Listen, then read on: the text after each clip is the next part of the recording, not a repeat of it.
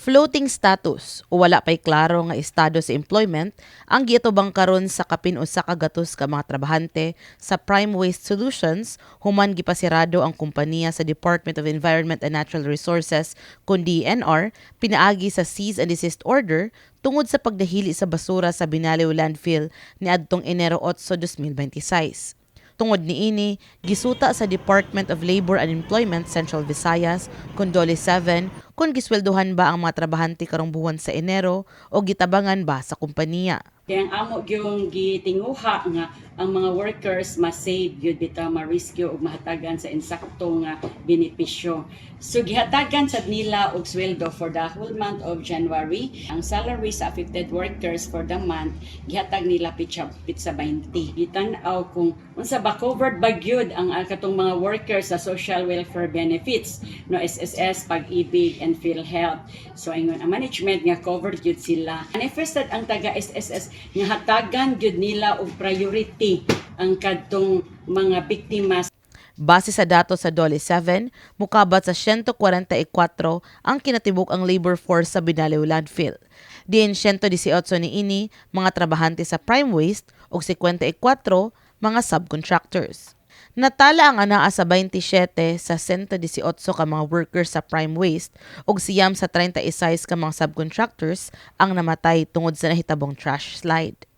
May padayag ang hepe sa Tri-City Field Office sa DOLE 7, Marites Mercado, nga nagkaatubang na sila sa Prime Waste Solutions. Diin may kumpirmar nga mihatag na kini og 50,000 pesos initial cash assistance sa mga biktima ug miabag sa burial and medical expenses sa mga mitaliwan ug sa mga naangol nga mga empleyado. Apan dugang ni Mercado nga wala pay hustong tubag kung makadawat ba ang mga empleyado og sweldo sunod buwan sa Pebrero. Sa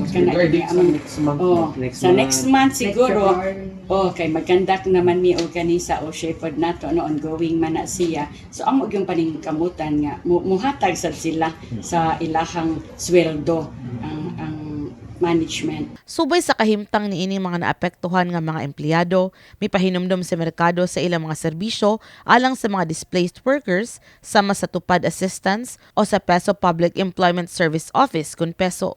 But we still encourage ang mga katong walay trabaho, kung ganun sila mangitag trabaho, we have our PESO, Public Employment Service Office, nga ato sila, like naata sa DMDP sa Cebu City, apod sa Mandawi City, then sa Lapu-Lapu, kana may naapiktahan. Kanus man mabalik, no? So dili pa yun sila ka-determine kung kanus at ang amo lang nga masweldoan yun ang mga trabaho. Sa pagkutlo ni ining balita, nagpadayon paghihapon ang investigasyon sa DOLE 7 ug ubang ahensya kung adunay negligence nga nabuhat ang Prime Waste Solutions nga posibleng hinungdan sa trahedya.